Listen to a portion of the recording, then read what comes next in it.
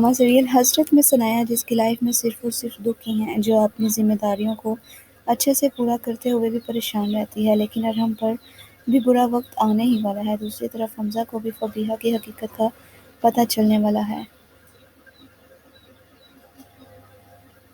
आने वाले एपिसोड्स में आप सब देखेंगे कि सनाया जो खुदकुशी करने लगती है, लेकिन उसकी माँ उसे रोक देती है और समझाती है कि ज़िंदगी में हार मान चुकी हो, लेकिन तुम्हें तुम्हारे बच्चों के लिए जीना पड़ेगा। बेशक अरहम ने तुम्हारे साथ बहुत गलत किया है, अगर तुम हार मान गई तो वो फबीहा तो जीत जाएगी। ऐसी लड़कियां तो यही चाहती हैं, तुम्हें हार नहीं माननी चाहिए। सनाया का दिल तो टूट ही जाता है।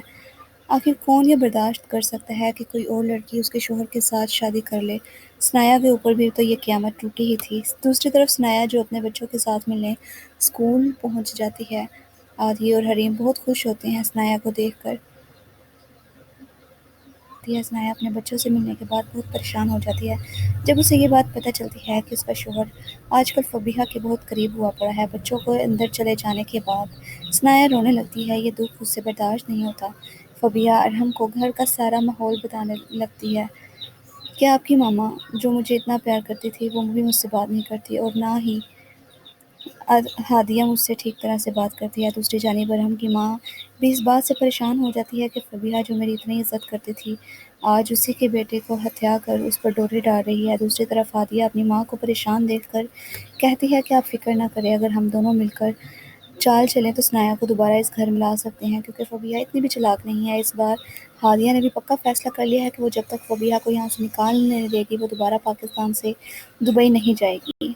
उधर हमको भी इस बात का एहसास हो जाता है कि उसकी माँ उससे नाराज़ है, कि बस जाकर कहता है उसके अपनी माँ से जाकर बात करता है। उसकी माँ उससे कहती है कि जहाँ से लाए हो वहीं पर इसको छोड़ाओ, अगर तुम्हें हमारी इतनी ही परवाह है तो।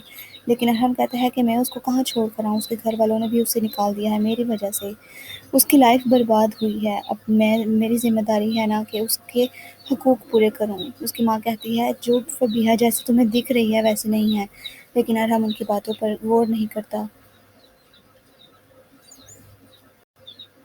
दूसरी तरफ सनाया और हमजा का टकराव होता है ऑफिस में। हमजा काफ़ी दिनों के बाद हमें नज़र आता है, जिस पर केस भी हुआ था। ऑफिस में आने के बाद सनाया उससे पूछती है कि केस का क्या हुआ, जिससे हमजा कहता है कि केस बहुत मुश्किल से ख़त्म हुआ है और मेरी माँ की भी डेथ हो चुकी है। और सनाया उसे सब बताती है कि फबीहा ने अरहम के साथ निकाह कर लिया है, अब मैं उस घर में कभी भी नहीं जाऊँगी, उसने मेरी और मेरे बच्चों की ज़िंदगी तबाह कर दी है।